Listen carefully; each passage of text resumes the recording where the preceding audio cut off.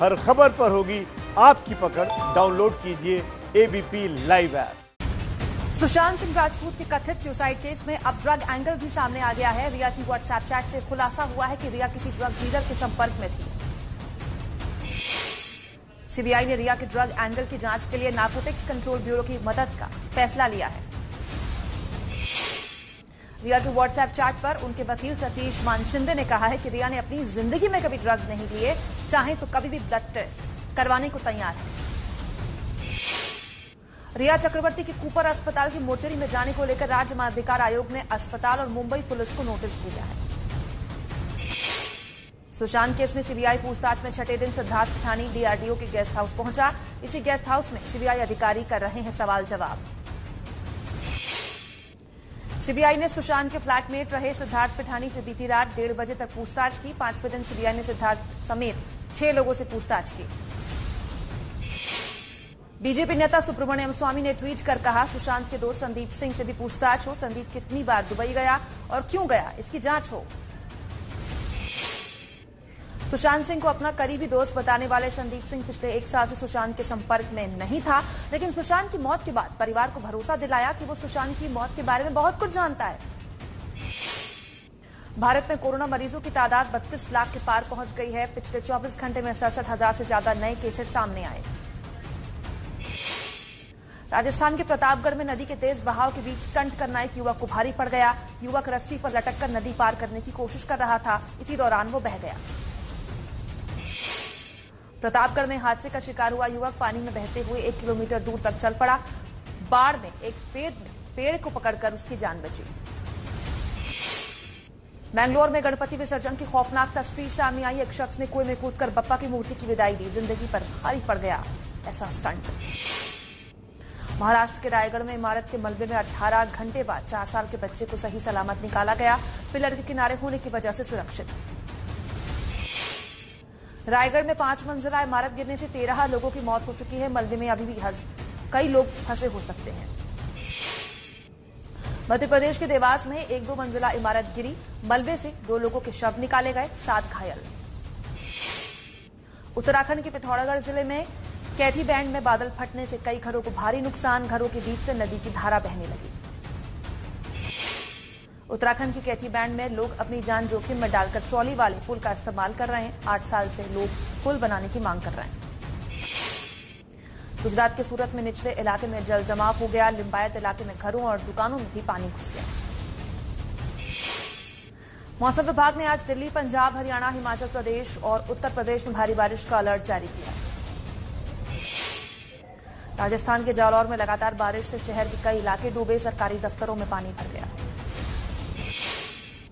उत्तर प्रदेश के मुरादाबाद में रामगंगा नदी उफान पर है, जिसके चलते हाईवे पर पानी भर गया। इससे जगह जगह जाम लग गया है। यूपी के आजमगढ़ में घाघरा नदी की बाढ़ में 200 से ज्यादा गांव डूब गए। घरों और खेतों में पानी भरा। यूपी के अंबेडकर नगर में सरयू नदी की बाढ़ से करीब 8 गांव पूरी तरह से डूबे। खेतों में खड़ी फसल तबाह। पाकिस्तान के बड़े शहर कराची में जल जमाव से बुरा हाल। बाढ़ से अब तक 90 लोगों की मौत हो चुकी है। पाकिस्तान में बाढ़ से फंसे लोग सरकार की बेरुखी से नाराज हैं। यहां 1000 से ज्यादा घर बाढ़ और बारिश में तबाह हो चुके हैं।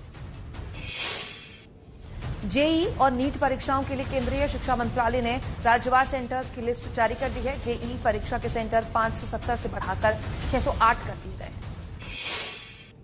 केंद्रीय शिक्षा मंत्रालय की ओर से जारी नोटिफिकेशन के मुताबिक जेईई परीक्षा 1 से 6 सितंबर के बीच होगी और नीट की परीक्षा 13 सितंबर को होगी।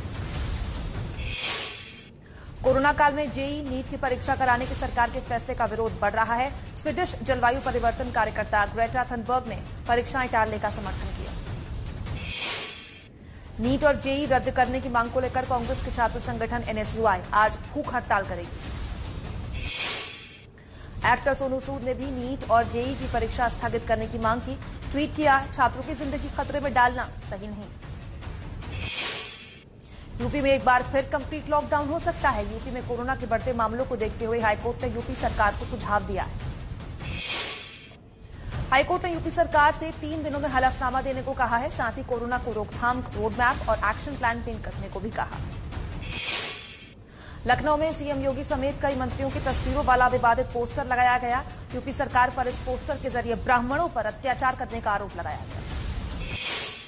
कोरोना के गंभीर खतरे के बीच संसद का मानसून सत्र सितंबर के दूसरे सप्ताह में शुरू हो सकता है। सूत्रों के मुताबिक संसद सत्र 14 सितंबर से होकर 1 अक्टूबर तक चलेगा।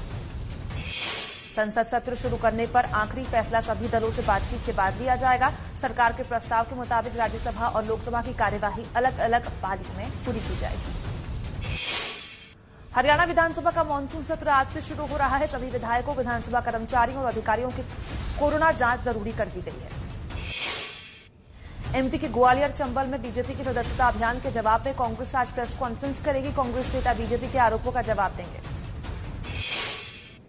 कोरोना की वजह से मेमोरियल अवधि के दौरान टाली गई ईएमआई के मुद्दे पर आज सुप्रीम कोर्ट में सुनवाई है। टाली गई ईएमआई पर ब्याज न लेने की मांग की गई है। कोरोना के इलाज में लगे डॉक्टर्स को बेहतर सुविधा देने की मांग करने वाली याचिका पर सुप्रीम कोर्ट में सुनवाई होगी। केरल के प्रसिद्ध पद्मनाभ स्वामी मंदिर को आज से श्रद्धालुओं के लिए खोल दिया गया है। कोरोना के चलते मंदिर को 21 मार्च से बंद कर दिया गया था। वैष्णो देवी यात्रा के लिए हेलीकॉप्टर की बुकिंग आज से शुरू। यात्रा के लिए ऑनलाइन रजिस्ट्रेशन और हेलीकॉप्टर बुकिंग 5 सितंबर तक की जा सकती है। साल 2019-20 के दौरान आरबीआई ने नहीं छापा एक भी 2000 का नोट। सर्कुलर में आई गिरावट। इंग्लैंड के तेज गेंदबाज जेम्स एंडरसन टेस्ट क्रिकेट में 600 विकेट लेने वाले पहले बॉलर बन गए।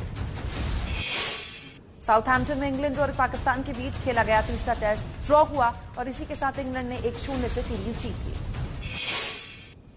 आईपीएल से पहले नए अंदाज में दिखे भारतीय बल्लेबाज सुरेश रैना।